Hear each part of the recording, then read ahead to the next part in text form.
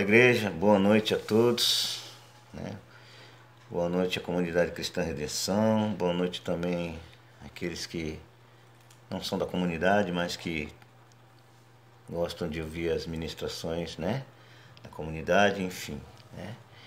Hoje queria compartilhar com vocês um texto que está lá em Isaías 53, do 1 ao 11. O título desse estudo é Jesus, o maior de todos os holocaustos. Queria compartilhar com vocês, compartilhar alguns versos, alguns versículos que eu acho interessante. Isaías 53 é uma passagem muito interessante, porque algumas religiões apresentam Jesus como um modelo, digo assim, um modelo de que anda nas passarelas, né? E que Jesus é loiro, dos olhos verdes, dos olhos azuis, sei lá, cabelos caracolados, uma pele perfeita, né? Infelizmente, Jesus não era dessa forma, né? Da forma que as religiões aí apresentam. Jesus ele era maltratado pelo tempo e infelizmente pelas pessoas também. O tempo do ministério de Jesus, e mesmo quando ele foi gerado e o seu crescimento, ele foi crescendo e ele era uma criança como outra qualquer. Jesus se tornou um ser humano como outro qualquer. A diferença é que ele era divino. Ele não tinha maldade, ele não tinha pecado, né?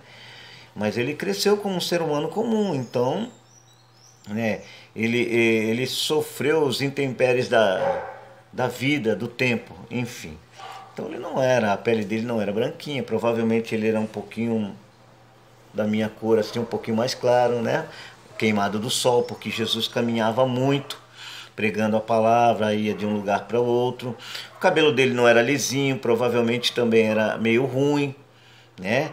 Não era da forma que as pessoas citam aí. Enfim, né? Jesus, a sua aparência não era muito agradável às pessoas, né? Eu queria até iniciar aqui, eu quero ler para vocês, com vocês, né? Isaías 53, do 1 até o 11, para que a gente entenda para que a gente entenda quem era o nosso Jesus, né? Aquele que verdadeiramente está na Bíblia, não aquilo que vendem, porque vendem a imagem dele, né? Isso é muito triste. Enfim, vamos lá. Isaías 53 diz o seguinte: quem creu em nossa mensagem? E a quem foi revelado o braço do Senhor? Ele cresceu diante dele como um broto tenro e como uma raiz saída de uma terra seca. Ele não tinha qualquer beleza ou majestade que nos atraísse. Nada havia em sua aparência para que o desejássemos. Foi desprezado e rejeitado pelos homens, um homem de dores e experimentado no sofrimento, como alguém de quem os homens escondem o rosto, ou seja, não querem ver, não querem olhar para ele. Foi desprezado e nós não o tínhamos em estima. Certamente ele tomou sobre si as nossas enfermidades e sobre si levou as nossas doenças. Contudo, né, nós o consideramos castigado por Deus atingido e afligido. Mas ele foi transpassado por causa das nossas transgressões, foi esmagado por causa de nossas iniquidades. O castigo que nos trouxe a paz, que nos traz a paz, estava sobre ele, e pelas suas feridas fomos curados. Todos nós, tal qual ovelhas, nos desviamos, cada um de nós se voltou para o seu próprio caminho. E o Senhor fez cair sobre ele a iniquidade de todos nós. Ele foi oprimido e afligido, e contudo não abriu a sua boca. Como um cordeiro foi levado para o matadouro, e como uma ovelha que diante de seus tosqueadores fica calada, ele não abriu a sua boca. Com julgamento opressivo ele foi levado, e quem pode falar dos seus descendentes? Pois ele foi eliminado da terra dos viventes, por causa da transgressão do meu povo, ele foi golpeado. Foi-lhe dado um túmulo com os ímpios e com os ricos em sua morte, embora não tivesse cometido nenhuma violência, nem houvesse nenhuma mentira em sua boca.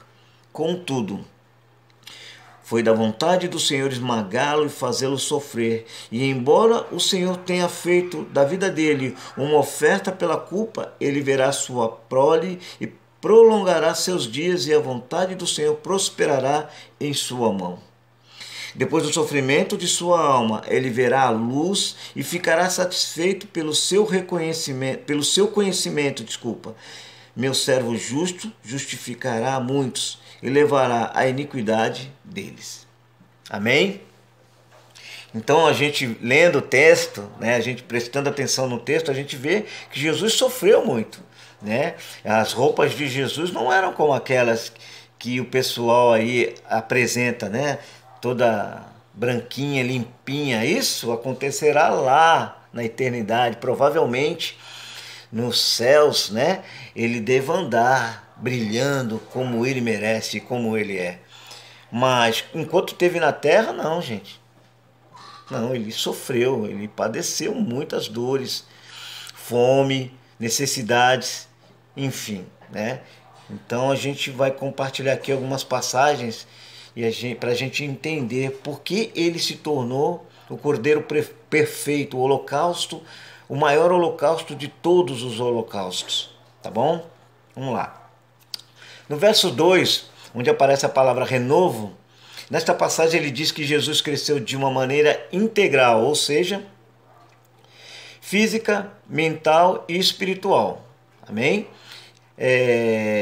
De acordo com as leis naturais dos nossos tempos, dos tempos deles também.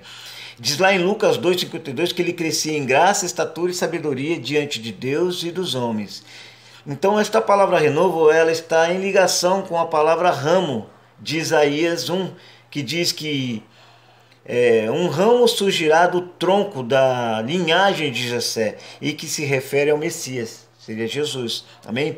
Então, analisando esse verso, quando ele fala da palavra renovo, né, eu lendo e relendo aqui, eu entendo o seguinte: quando Maria começa a gerar Jesus em seu ventre de forma espiritual, porque não houve relação sexual, não houve nada disso, mas ele começa a ser gerado no ventre de Maria, eu vejo a esperança da humanidade até aquele momento sendo gerada ali. Jesus é a esperança de salvação e de transformação de uma humanidade totalmente perdida, adúltera, uma humanidade violenta, maldosa, que existia já naquela época.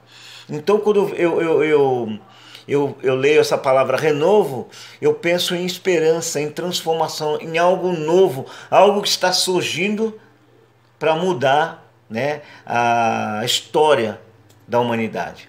Então a gente vê ali, né, que ele está ligado à família de Jessé, amém?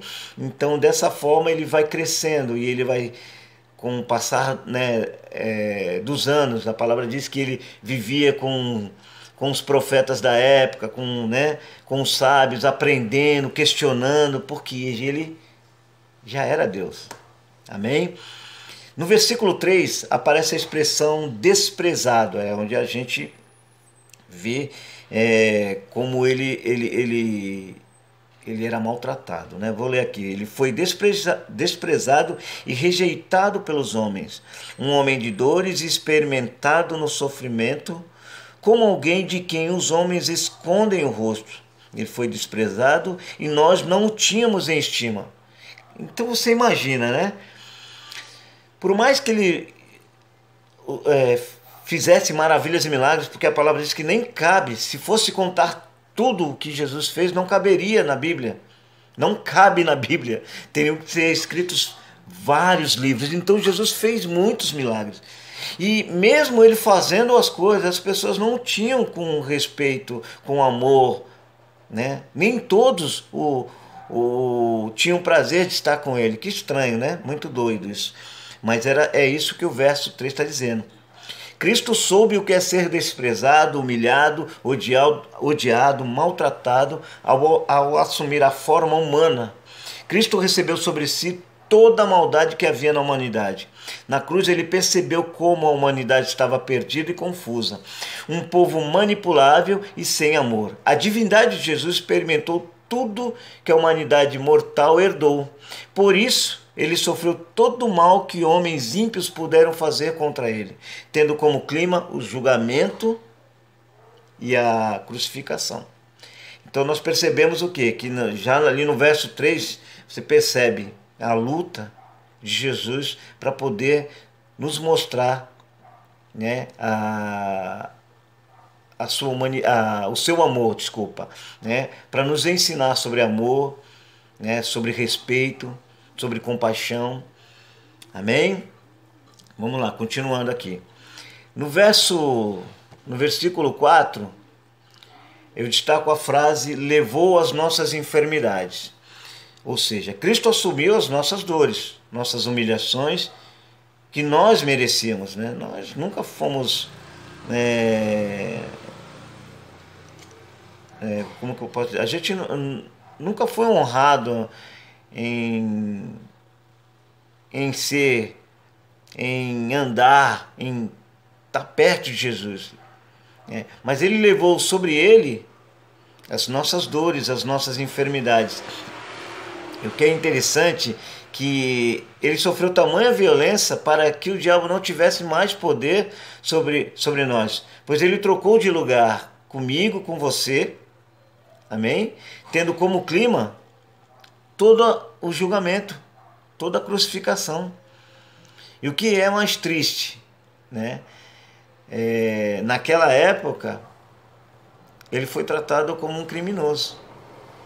Que triste.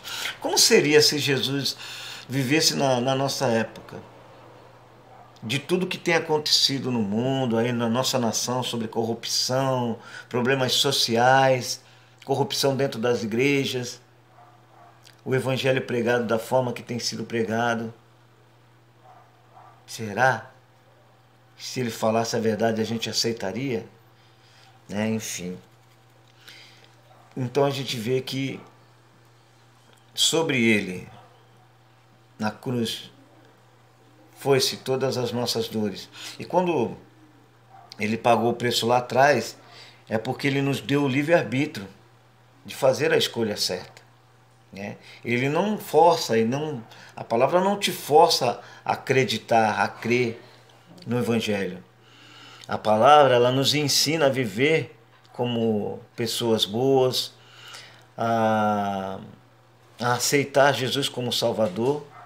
É isso que a palavra, o Evangelho nos ensina. Amém?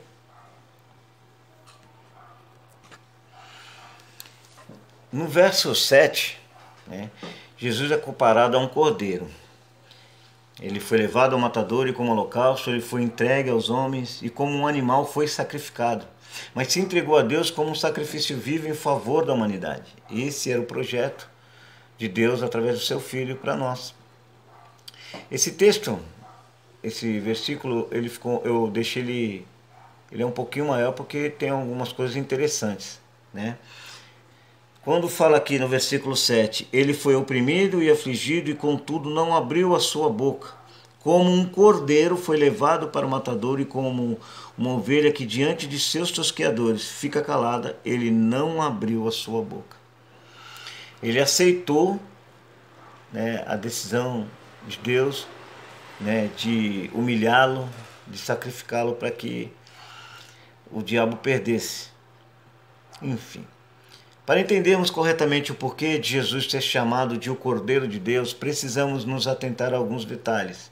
É preciso saber que os cordeiros eram parte importante dos sacrifícios do Antigo Testamento.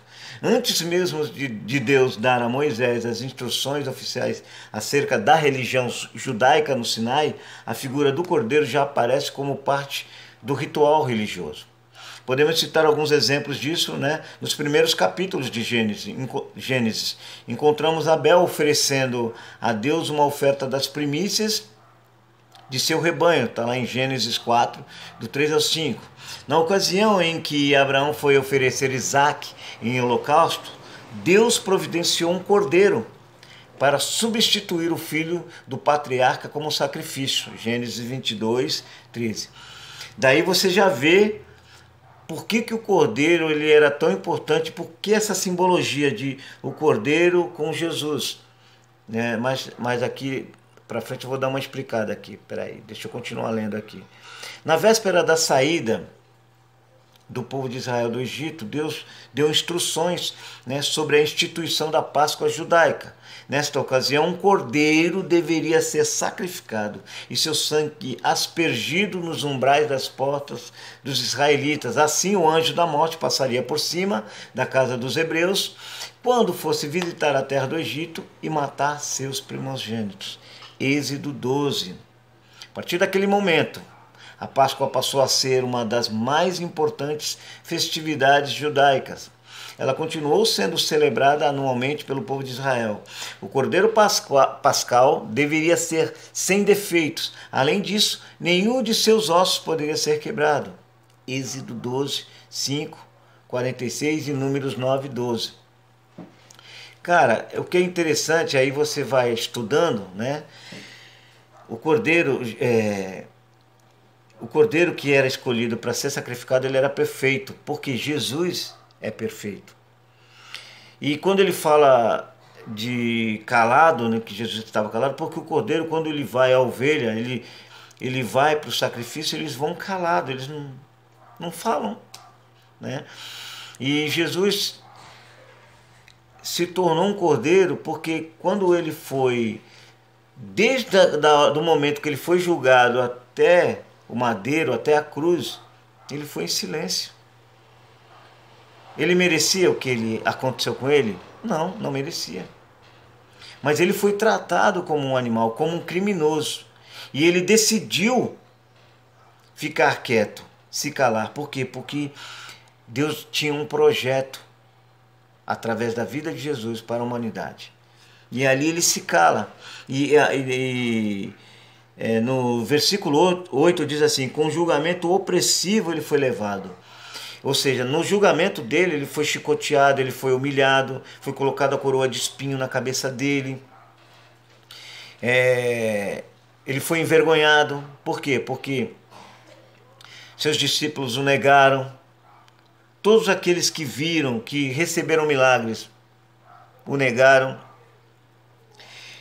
E ele ficou quieto. Ele aceitou aquilo, ele levou aquilo sobre os seus ombros, sobre o seu corpo. Então a gente vê como foi triste, né? Continuando aqui lendo o texto, né? Além do cordeiro sacrificado na Páscoa, os cordeiros também eram imolados na oferta diária. Isso significa o quê? Que havia o sacrifício de cordeiros todos os dias. Números 28, 4. Quando nós trazemos isso para a nossa vida, é o que nós fazemos todos os dias com Jesus. Quando nós pecamos e oramos e falamos: Deus, perdoa os nossos pecados. É Ele que é sacrificado. É sobre Ele que vai as nossas culpas. Claro, hoje Jesus, Ele está sobre todas as coisas. Então, Ele não está sendo sacrificado. Na verdade, Ele está nos libertando, nos perdoando para que o diabo não tenha poder sobre as nossas vidas. Quando pecamos, né, pecamos de forma involuntária ou por fraquezas mesmo, quando nós reconhecemos isso, reconhecemos que somos fracos, né? Que fraquejamos e nos prostramos e pedimos perdão a Deus, Ele nos perdoa. Ele recebe sobre Ele todas as nossas cargas, para que assim a gente recomece, haja um novo renovo nas nossas vidas, haja um novo renovo na nossa mente. Amém? Por isso Jesus é comparado ao cordeiro, não porque o cordeiro é mais importante que Jesus, não, mas porque o cordeiro era um símbolo de pureza. O cordeiro era separado, o cordeiro perfeito era separado para que assim, sobre ele, de forma simbólica, o pecado da humanidade fosse derramado. Amém? Em João 1:29 diz assim: João Batista, ao ver Jesus, ele diz: eis o Cordeiro de Deus que tira o pecado do mundo. Em João 1:4 diz: e o Verbo se fez carne e habitou entre nós, e vimos a sua glória como a glória do unigênito do Pai, cheio de graça e de verdade. Quando Jesus é preso na cruz, ele se cala, não reclama, não acusa, não argumenta. Ele não usou os seus poderes, porque ele poderia usar, ou a sua força, para se libertar daquela situação. Até porque ele era inocente. mas o silêncio era uma evidência inquestionável, né, da sua submissão à vontade do Pai. O que Jesus fez foi de forma voluntária para que nós, né, e os pecadores daquela época e até hoje fossem redimidos dos seus pecados. Amém? Então, a gente percebe que a palavra cordeiro, né, vinculada a Jesus, não é porque ela é mais importante do que Jesus, mas sim da forma que o cordeiro, o animal, era tratado. Jesus foi tratado dessa mesma forma. Amém? Para concluir aqui, né, no versículo 11 diz assim: depois do sofrimento de sua alma, ele verá a luz e ficará satisfeito pelo seu conhecimento. Meu servo justo justificará a muitos e levará a iniquidade deles. Que barato aqui, ele fala assim que ele fica satisfeito, claro, né? Deus, depois de consumado a morte de Jesus, né? Ele, o que precisava ser feito para a humanidade, tudo aquilo que foi mostrado no tempo de ministério de Jesus na cruz, foi ensinado. Foram 3 anos de ensinamentos, de testemunhos, né, de maravilhas e milagres que foram sendo feitos, pessoas que foram sendo transformadas. Saulo, né, se transformou em Paulo, um dos maiores pregadores e apóstolos da época, enfim. Jesus deixou muito material, né, para os cristãos e para as pessoas daquela época. Então a parte dele ele fez, né? O seu sacrifício não seria em vão por causa da sua morte. Muitos viveriam. Por causa do seu sofrimento, muitos encontrariam e encontram a paz. E por causa da sua entrega, muitos encontrariam a salvação e a alegria eterna. Por isso o sacrifício de Jesus foi tão necessário. Eu fico lembrando que tem uma passagem, se eu não me engano, no Getsemane, quando ele está orando lá, e o seu clamor, a sua oração, ela é tão fervorosa que os seus poros começam a emanar sangue, né? E tem um momento que ele fala ao Pai: se for possível, passa de mim esse cálice, mas que seja feita a tua vontade. Jesus sentiu medo ali, gente. Ele sentiu medo. Porque no seu tempo de ministério, ele viu muita gente ser crucificada. Ele viu muita gente sofrendo o que ele sofreria. E o que ele sofreria de forma pior. Porque os seus acusadores não tinham nada contra ele. O que é triste. Eles precisavam matar Jesus. Porque ele era perfeito. Ele tinha todas as respostas. Mas a hipocrisia do homem, o egoísmo, a maldade do homem não permitiu e não permite até hoje que Jesus se manifeste. Por quê? Porque é a verdade, crua e nua, né? É a verdade do Evangelho. Quando as pessoas leem a Bíblia e começam a perceber que as suas vidas estão totalmente diferentes daquilo que o Evangelho prega, elas começam a ignorar. Por quê? Porque é difícil mudar. É difícil largar as coisas boas, as coisas sem limites. Porque aquele que não vive pelo Evangelho, ele vive sem limites. Então ele mata, ele rouba, ele adultera. Tudo isso não tem limite. Então ele prefere viver essa vida do que se curvar e reconhecer que ele precisa de mudança. Reconhecer que foi pago um alto preço. Jesus pagou um alto preço lá atrás para que essa verdade transformasse a humanidade. Hoje se torna tão difícil ver isso, né? Se torna tão difícil as pessoas entenderem o Evangelho. Talvez eu penso que não é uma questão que não entendem.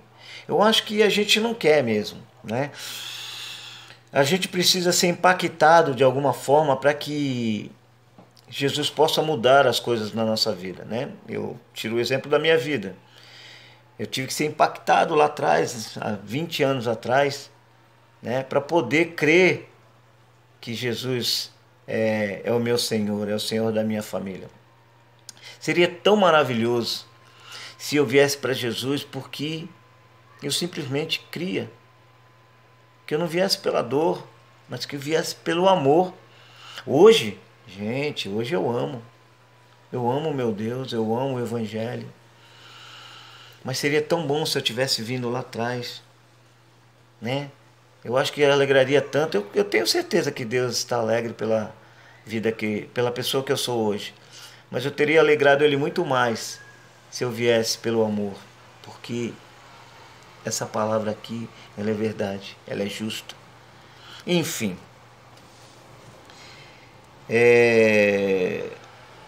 quando lemos Isaías 53, percebemos, né, que esse Jesus que eles apresentam, essas religiões apresentam aí fora, não é o mesmo que nós servimos.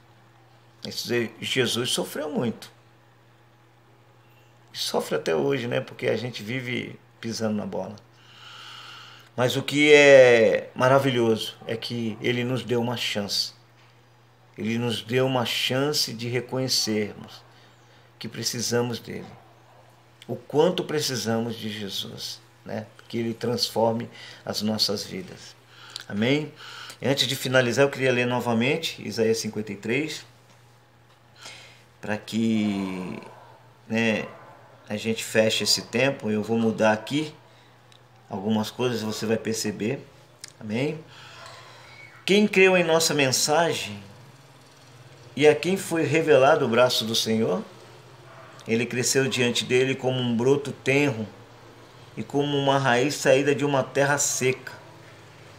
Ele não tinha qualquer beleza ou majestade que nos atraísse, nada havia em sua aparência para que o desejássemos. Foi desprezado e rejeitado pelos homens, um homem de dores e experimentado no sofrimento, como alguém de quem os homens escondem o rosto. Foi desprezado e nós não o tínhamos em estima.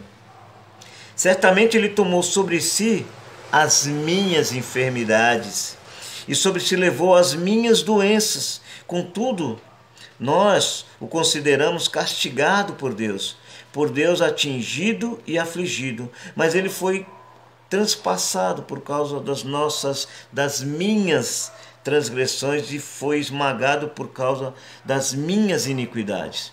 O castigo que me traz a paz, que me faz ser o que sou hoje, estava sobre ele e pelas suas feridas eu fui curado.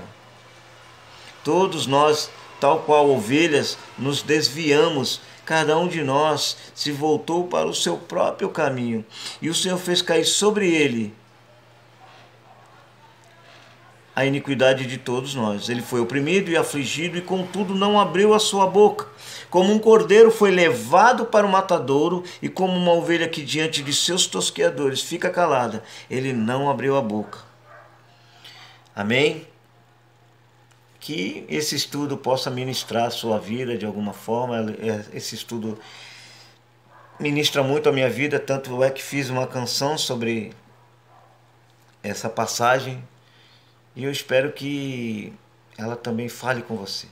Amém? Para mim foi um privilégio estar compartilhando com vocês. Eu quero encerrar esse tempo orando por vocês. Amém?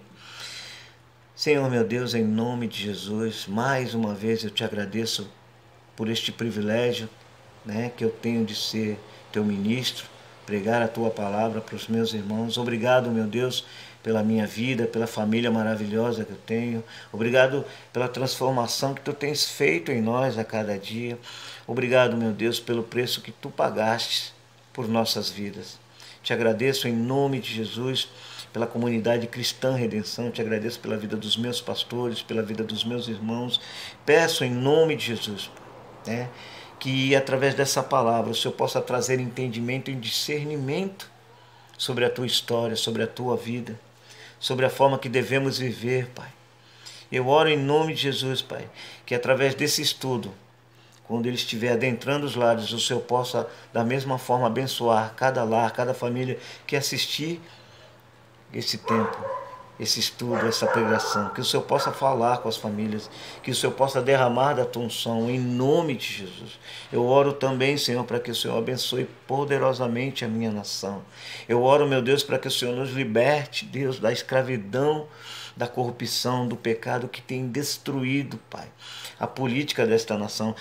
Te peço também, Senhor, que o Senhor possa agir no coração da tua igreja, que o Senhor possa agir na vida dos líderes das igrejas no Brasil, uma igreja também que está corrupta, Pai, tem sido devastada, Pai, pela corrupção, líderes, ó Pai, que têm roubado e enganado o teu povo, Pai. Eu oro, meu Deus, para que o Senhor nos socorra. Eu oro, meu Deus, para que o Senhor traga avivamento novamente sobre cada um de nós. Eu oro por avivamento na minha vida, Pai, na minha casa, na minha família. Eu oro por avivamento sobre a minha igreja, sobre a minha cidade, sobre a minha nação, Pai.